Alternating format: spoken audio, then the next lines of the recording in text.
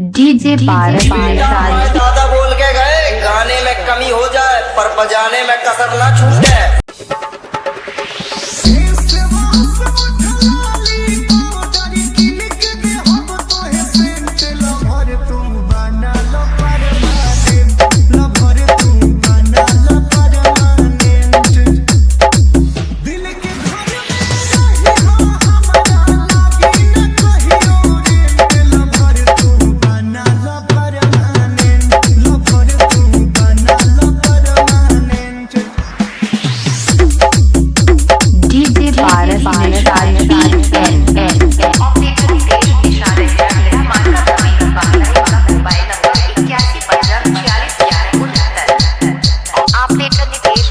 कहा गाँव बा तोहार हिरा डेरा मार्गा के पास जिला बादा ऑपरेटर निदेश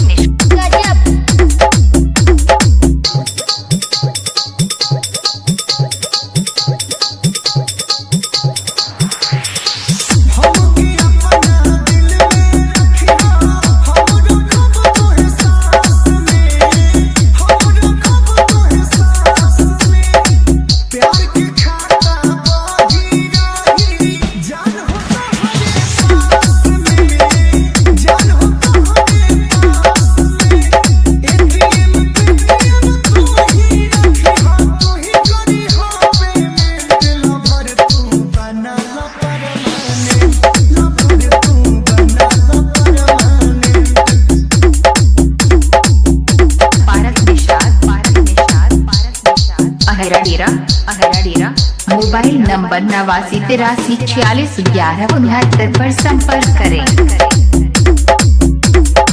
डीजे पारस